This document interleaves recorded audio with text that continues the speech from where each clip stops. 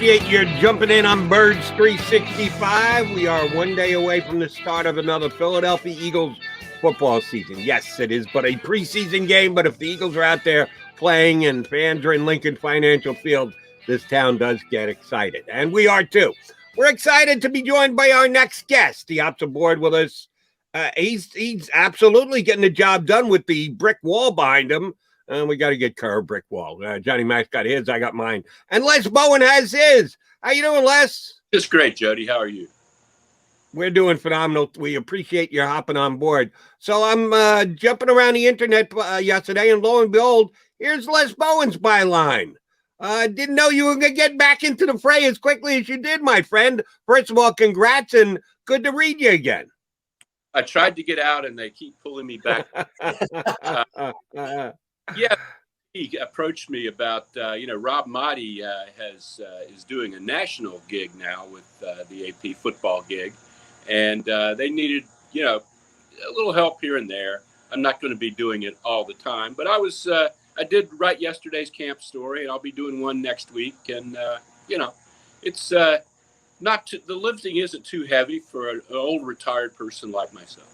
You're going to be seeing in the press box class. That's unclear. That's been mentioned, but we haven't really. We're kind of taking it week to week here, I think. There you go. Well, I was very glad and almost excited to see your write-up from yesterday's camp. We are just a couple of days away from Nick Sirianni's first outing as the head coach of the Eagles, and I was buoyed by a couple of things that he had to say yesterday. Number one, that he's going to play his starters here, that this isn't going to be a protect our guys 3-game exhibition season, that he's got some guys he wants to see, wants to give valuable reps to, and he's got to make decisions on. And number two, that he's going to play the players that are going to win games for him, that there isn't going to be an ulterior motive as to who's going to actually play for him this year. Is he going to be able to hold up both of those beliefs and or standards right now, Les? Well, right now, I think so, Jody. The first thing, he really has no choice. The way with the COVID restrictions and everything, the way the spring was constructed, he wasn't able to work 11 on 11. He just finished installing his offense last week. He needs to find out about some guys. He needs to see his starters in action. He needs to get Jalen Hurts more live reps. With the first team offense. This is a whole new offense for everybody, whole new defense. They need this work. They can't really, what Doug Peterson did these last few years was kind of from a different place where everybody knew what they were doing. And there might be a few newcomers, but the base of the team was set in the system and so forth. And, I don't think Nick has that luxury. The second part where you're talking about is Howie going to make him play guys, I guess, that Howie drafted. I don't think this is a new slate. And I think Howie understands that Sirianni has to, he can't be burdened by the expectations of draft picks that he didn't have anything to do with. But the big conflict area there is pretty much resolving itself. That would be Andre Dillard. Dillard and Mailata at left tackle. Dillard a first-round draft pick, Mailata a seventh-round draft pick. But everybody saw Mailata do the job last year, and then he came in and apparently he's been doing it better than Dillard this year. And yesterday, Dillard limped off the field with a knee sprain that's going to keep him out week to week, they say. So I would say that there's not much momentum for any kind of front office dictate there as far as making Nick play somebody that's not not as good as a guy who wasn't drafted as high. The only other possible conflict there I can see would be Jalen Reagor. He's been kind of up and down, I guess. We'll just have to see what happens with that. I think Reagor has a lot of talent, and they still don't have a wide receiver group that's all that accomplished. I think there is a spot for Reagor there. I don't think they have to feature him as the number one guy or anything like that. Were you able to see the play where Dillard went down with the knee sprain yesterday, or was that on the far side of the field? He didn't really go down. He just sort of limped off. I did see him limp off, but that was about it. it was there was a lot going on at that point. There were different things going on in different parts of the field, and I did not see what caused that. I kind of think he was losing competition anyway, but it does bring a certain I don't want to say finality, but a definition to that situation. I think if he's going to be out week to week, I mean, unless Mailata gets hurt tomorrow, God forbid, I think that's going to be pretty well settled. Agreed. All right, Les, as with probably 31 other teams in the National Football League, along with the Eagles, the thing that everybody's going to concentrate above and beyond everything else, not to its exclusivity, but the number one concern will be quarterback. And that's certainly the case here in Philadelphia with Jalen Hurts taking over. He, too, has had an up and down preseason. Some days good. We know he can throw the ball long. He likes to throw it long, and he's very good at it, but it takes more than that to be able to move the ball up and down the field. What do you think Nick Sirianni and Jalen Hurts want to accomplish here in preseason game number one? Well, they'll be high-fiving each other when the coach tells them, all right, that's enough for tonight, Jalen. Good job, buddy. Oh, I think they want to see efficiency. They want to see him run the offense and stay on the field, pile up some first downs, score some points, not have mistakes. Nick mentioned yesterday, the long completion to Quez Watkins, touchdown completion in the public scrimmage Sunday, got a lot of internet play. Nick mentioned that actually there was a pre-snap penalty there, and in a game that play wouldn't have counted, which, was a footnote yesterday, obviously, because we're talking about scrimmage, but in the regular season, that would have been a pretty big deal. So that's the kind of thing. He wants to see things run smoothly. I don't think he really wants to, he'd love to see, Jalen do incredible things, but that's not really, just run the offense, move the ball down the field, avoid huge mistakes, show command of this new system. I think that's what he's looking for. One of the things I've noticed around the NFL, this is one of the benefits of covering the league. I got to listen to Bruce Arians this week, Bill Belichick, and I thought for sure they would be two coaches that would kind of use that third preseason game as the fourth preseason game, and it doesn't look like they're going to do that at all. It looks like Sean McVay is going to be the only coach that decides not to play starters. The Eagles are kind of leaning toward that too. Like the third preseason game might actually still be the dress rehearsal. Did Nick Sirianni give you guys any indication that was the case yesterday? He didn't talk about anything beyond tomorrow, but it is going to be very interesting. I think, like I said, the spring still wasn't normal. So teams do need this time, these tune-ups. I don't know. The third game, since there are only three, I can see doing it that way. But I also think, like most teams, like the Eagles, have these scrimmages coming up with other teams, practices, joint practices. And I think those maybe will function in the way of a preseason game in a couple of ways, with your starters, but also with the guys trying to make the team. They'll be practicing against the guys trying to make the Bucs or the Patriots or whomever, and maybe you'll get a sense of that, more than you would from the fourth preseason game. So I think teams are doing other things to kind of make the decisions they need to make before the season starts. Les, one of the more interesting storylines we've had with the Eagles that started well before camp ever even opened up, and has certainly kind of grown and become a different type story this preseason, has been Zach Ertz. Not yourself, but some of your media contemporaries had Zach Ertz traded 4 months ago, 5 months ago, 6 months ago. And oh, by the way, Zach Ertz is still here, even though a couple people had him gone and forgotten. He's come in. He's been actually, I think, the better tight end in preseason practices. We know Goddard is the guy they're contemplating giving a contract extension to. They're not doing that with Zach Ertz, and that's where all the problems started. But Ertz has been very good in practice, and it looks like the coaches accepted the fact that, hey, we couldn't trade this guy. He's here now. He's maybe my best receiver that's not named Devonta Smith, who can't play anyway. How big a season is Zach Ertz sitting on this year? Well, that's really interesting, Jody. He can, if he plays well this season and gets the ball, a lot, he's set up for free agency. So that's a great incentive for him. This is a huge. It wasn't just people saying that he was going to be gone. He was gone. I mean, back in the spring, in his mind, he was not part of the Eagles anymore. He was the player rep. I was talking about all this stuff in the spring that they didn't get to do 11 on 11 and so forth.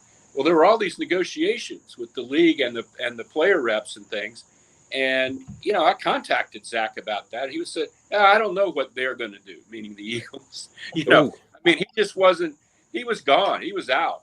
And then nothing happened. They didn't trade him. And they wanted something substantial in return for him, and they weren't getting it. So this is his option, is to come in here and look good. That's the only thing he can do. You can't really hold out in the NFL. They fine you. You don't get paid.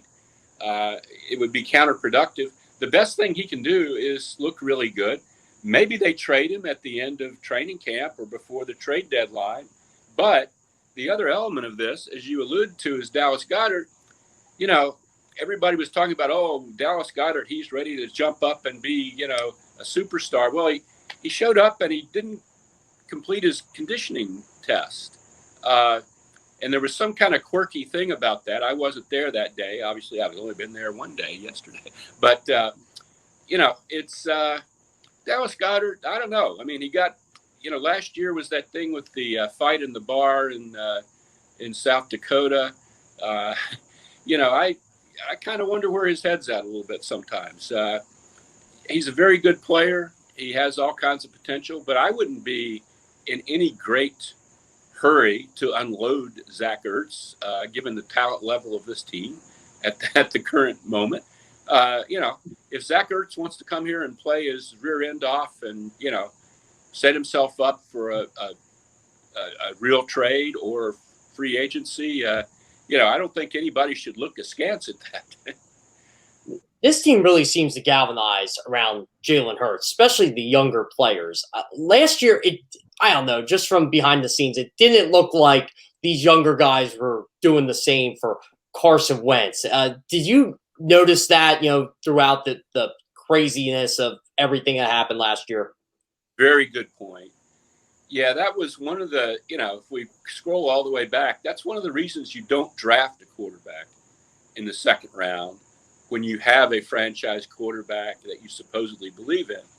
And I think Wentz was completely right that this started a process of, the younger guys gravitating toward the other guy. And it just, opened all kinds of doors that didn't need to be opened. And Wentz, he didn't respond well, and that's his fault. But it was, that definitely happened last year. Hurts is a more dynamic, more verbose leader than Wentz is. He's more of a rally the troops, come on guys, slapping people on the back, that sort of thing, which only goes so far. I mean, that's not the chief attribute in a quarterback. But when you got one guy who's like that, who was just drafted with a high pick, and the other guy isn't really like that, again, it really set up a very bad dynamic last year. And I'm not completely blaming Wentz for that. It was very odd. Hurts certainly has the leadership qualities that you want in a quarterback. I don't think anybody doubts that. The question is, can he put the points on the board and avoid the mistakes and make the reads and get the ball where it needs to go and on a consistent basis? If he can do that, then everything's great. But, he's an interesting guy, and I think this is going to be a fascinating season for them, seeing exactly what he is. And I hope they get a clear view of that. I hope they're not kind of like, well, at the end of the season, well, he does this well and he does that well, but we only won 7 games. And in this game, we could have done a little better if he'd hit that guy. That's what you don't want out of this season. You want to know by the end of the season, it is Jalen Hurts or it isn't Jalen Hurts, one of the two. On that, we can certainly agree. The Eagles want a definitive quarterback answer when the season is come and gone. But it hasn't even started yet, and we haven't even started talking about the defense yet. Know that you know, Les, even though you're not down there every single day, that it kind of came out, leaked out that Nick Sirianni keeps score of practice every single day. He gives out winning grades on every single play. And the defense basically kicked the offense's tail on a day in, day out basis on their final coach's scoreboard. That's great for the defense. It's not so good for the offense. But let's look at the positive side of this. The defense has been really good in camp so far. And we don't really know what the new defensive coordinator, Jonathan Gannon, is going to do either as far as scheme goes. We got some ideas. He's given some pointers when he's had media availability. But until you actually see it with your own two eyes, it's all just speculation on our part leading into preseason game number one. How good a grasp are we going to have of Jonathan Gannon's system after just one preseason game, do you think? Oh, I don't think we'll see a whole lot.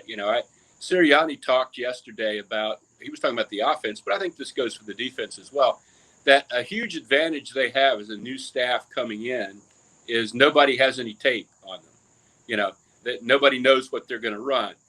And they don't want to mess up that advantage by showing everything that they want to do in preseason games. So it's going to be kind of a balancing act between wanting guys to get comfort with the systems and not wanting to show your hand.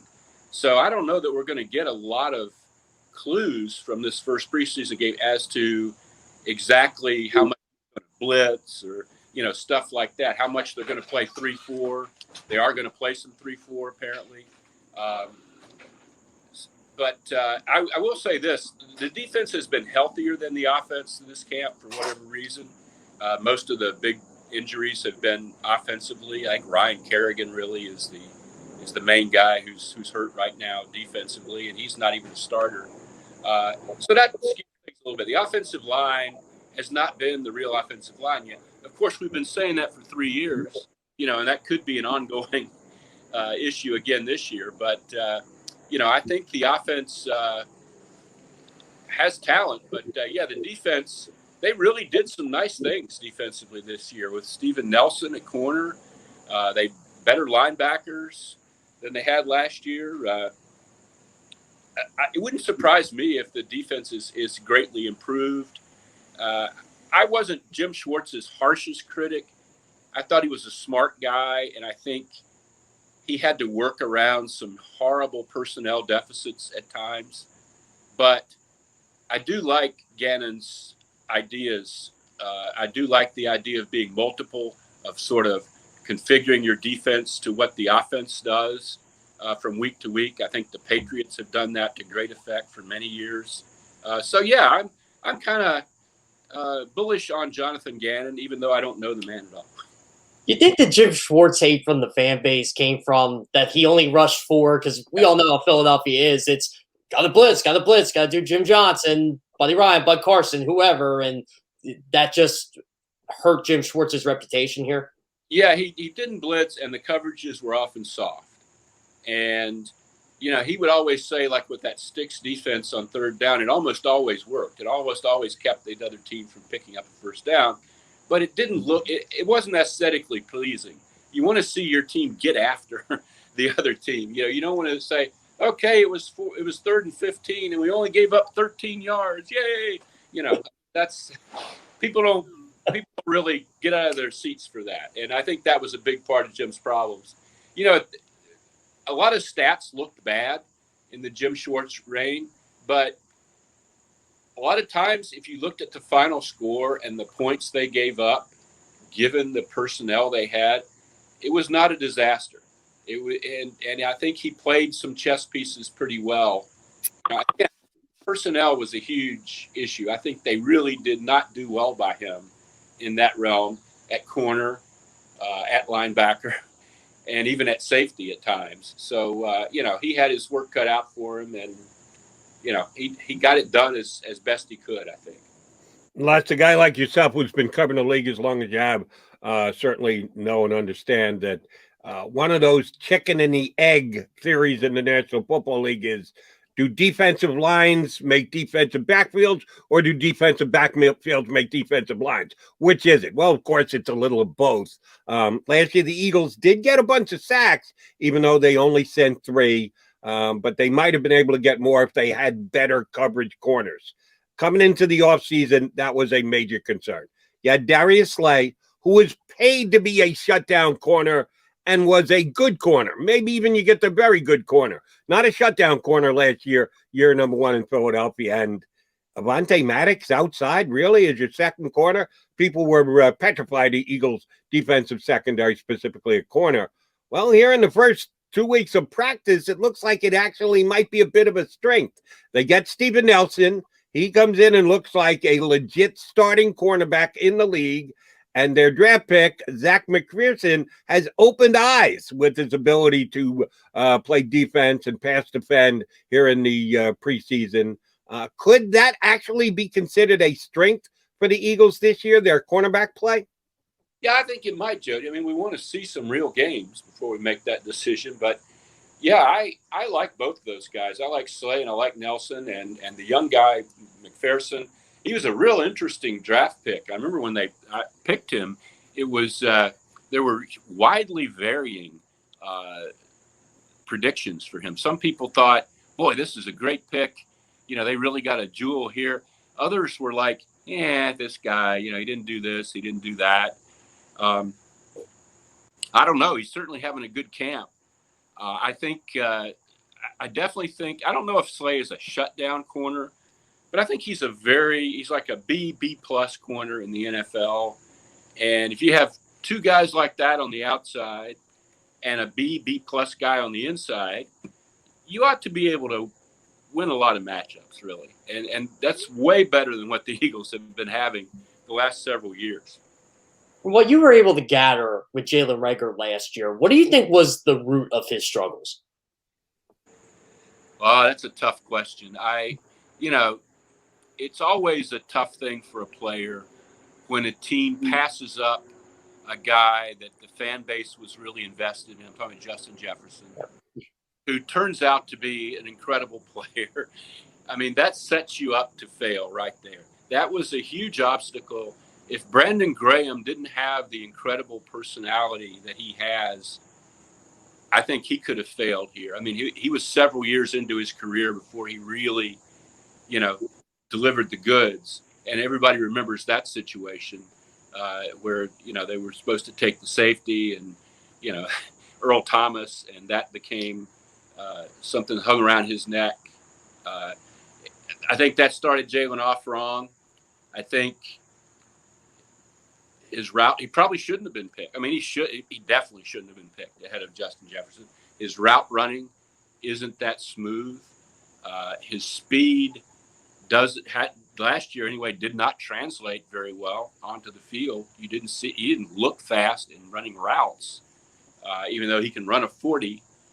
So there were a lot of issues there.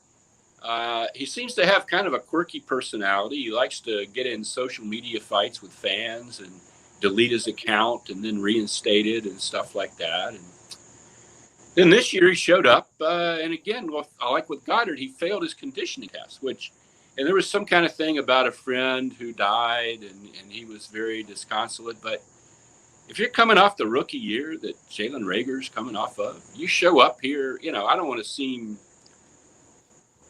insensitive or anything, but I don't care if your whole family died. You show up ready to go. This is crucial to your career. This is your livelihood, and that struck me as a very bad thing. That said, he had one incredible catch in practice so far this year.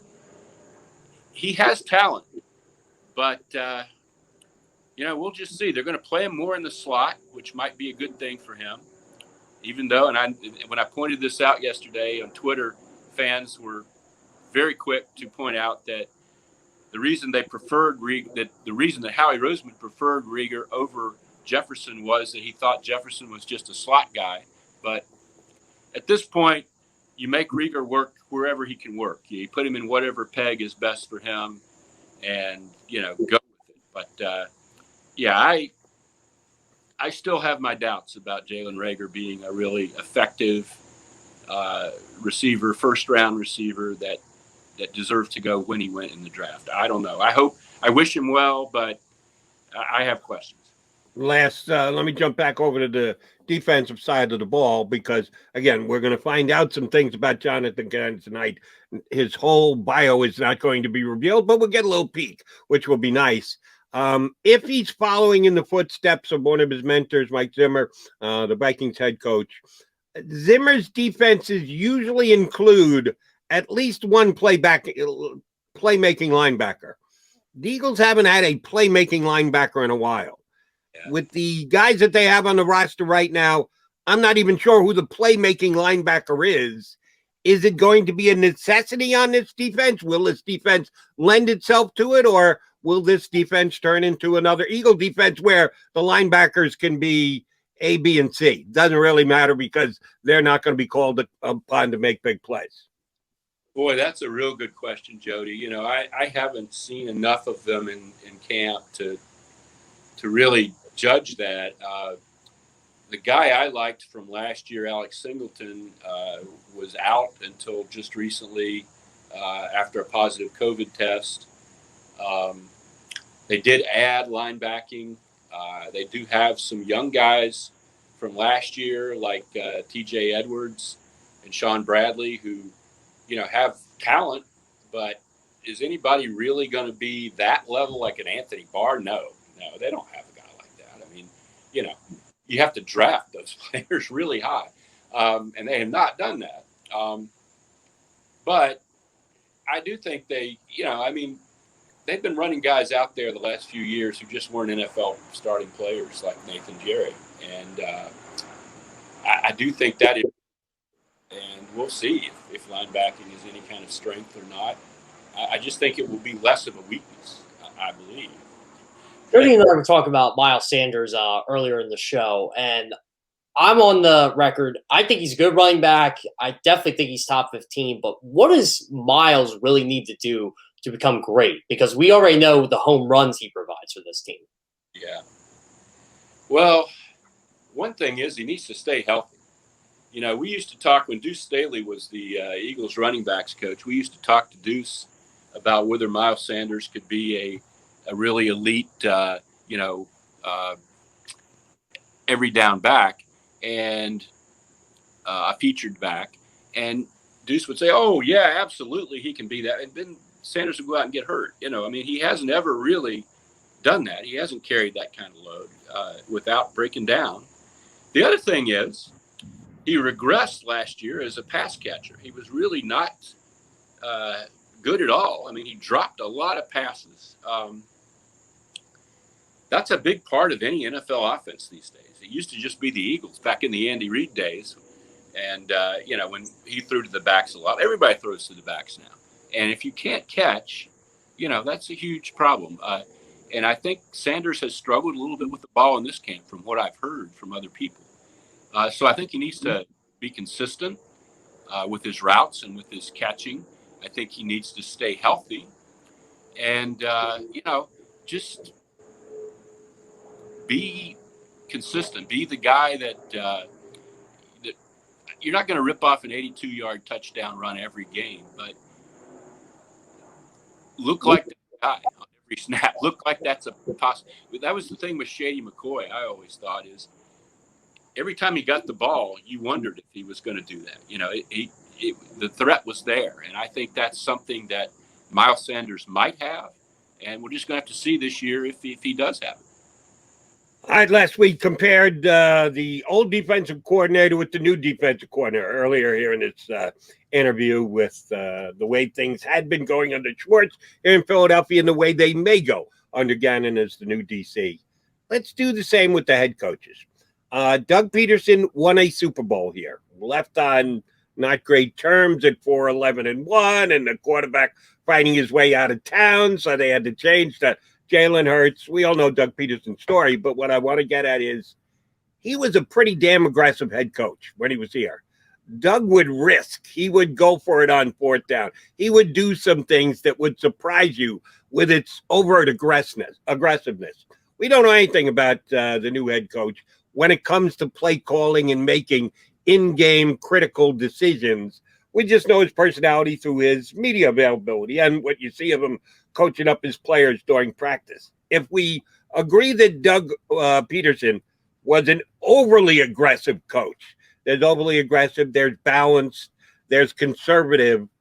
Where do you think that by the time we've got a good grasp on the new head coach, where is Nick Sirianni going to fall on the aggression spectrum? Boy, Jody, I don't know. I would think his personality would tend toward aggressiveness. He's a very assertive, very enthusiastic, very positive kind of guy. He doesn't seem like a cautious, afraid to do things sort of person. And I also think Doug was kind of right along with the curve or ahead of the curve on analytics. This is the way the NFL is now. You should go for it on fourth down a lot more than people did 20 years ago. Those are the percentages. It depends sometimes on personnel and who you're playing and situations, but in general, that's the way the NFL is going to be. So I think you will see continued aggressiveness. I'll be real surprised. That's conservatism in that sense is sort of an old guy NFL thing, and Nick Sirianni just turned 40, so I think he'll be assertive and aggressive. There were times when Doug, I thought, didn't look at, okay, yeah, you want to go for it on fourth down, but your right guard is a guy that was on the practice squad until 2 days ago, and you're running backup running back, and the defense you're doing this against is best in the league on fourth down. Maybe not today. But otherwise, yeah, I think aggression is good, and I think you'll see a lot of it from Nick Sirianni. I want to go back to Doug too. Did Doug kind of listen to the analytics? And you kind of point this out a little too much. Like if someone gave him the percentage of, say, converting on a 4th and 3, would he just do it just based on that, or did he actually kind of use the voice in his own head saying, you know what, I might want to punt the ball here? I don't know for sure. I know that an element of this with the Eagles that's going to continue to be an element for Nick Sirianni is that Jeffrey Lurie is very invested in analytics. I think Jeff McClain from the Inquirer wrote a big piece about that last year. This is a directive that comes from the very highest place in the organization. Jeffrey's very interested in the numbers and using the numbers and using advantages in percentages and things like that where you can. And maybe to an excessive degree at times. There was a story about when they bowl, Jim Schwartz being told that the first thing that was said from the owner, the general manager, was, "Gee, you sure gave up a lot of points." It's you don't want to lose sight of the point of the whole thing is winning and losing, not to conform to the latest trends to the T. And I think maybe the Eagles, there are times when they're sort of teetering on that line of they'd be happier being the team that had the latest idea or was a lot riding the wave than doing something that worked. I don't think Jeffrey would be very happy if, for instance, they won a game where they ran the ball 40 times and passed it 15. I don't think Jeffrey would like that win, But getting back to the question, I think there were times I think Doug did embrace the analytics without really understanding them to any great nuanced degree. I think he pretty much took what they handed him and said, okay, let's do this. And there were times when that maybe wasn't the best thing. Last thing. We appreciate you jumping on board with us. Kind of crystal ball, give me a prediction type thing. We'll go full circle and come back to the quarterback where we started. Jalen Hurts is going to get the nod. He's going to play however long the coach sees fit. And he made it sound to me yesterday like might be a little bit more than you guys are thinking. I think he needs the reps, and we're not going to run scared and just pull him off the field. And there's one thing running scared, and then there's another one being a little risque. How many times do you think Jalen Hurts going to take off in however many reps he's going to get? Do you think he's going to try and make a play with his legs? Because he knows he's got something to prove here. And let's be honest, it's part of his game. It's a strength of his game. When he does, will that precipitate him being pulled out of the game? If he pulls one down and dodges a couple of tackles, is that going to signify, yeah, get Flacco ready. Get him into the game here. Our guy's taking a chance. Will we see Mr. Hurts run with the football on tomorrow night? No, Jody, that's a real good question. From Hurts' perspective, I don't think there's a lot to be gained from that. I don't think he's going to impress Nick Sirianni by, the supposition there is we're not talking about a play where he's supposed to run. Right. A play that's broken down, unless somebody just totally missed a block and he's being chased around by a defensive end. I don't think anybody wants to see him pull the ball down and run it in the first exhibition game. That's a signal that the offense isn't. I don't know. I don't know what would happen in that regard. I don't think they're that worried about Hurts getting hurt. I mean, he's pretty healthy. He's been a very good-sized guy. He hasn't had the kind of injury history that certainly Carson Wentz has taken with him to Indianapolis now with his foot thing. I have no idea what the response would be, but I'm pretty sure that's not what Hurts wants to do tomorrow night.